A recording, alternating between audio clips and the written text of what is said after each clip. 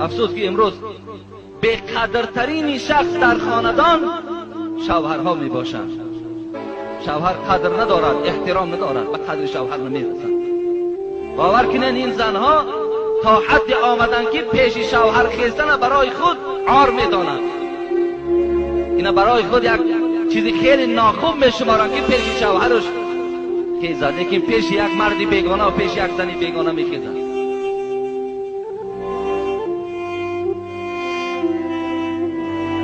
شوهرها را احترام کنید.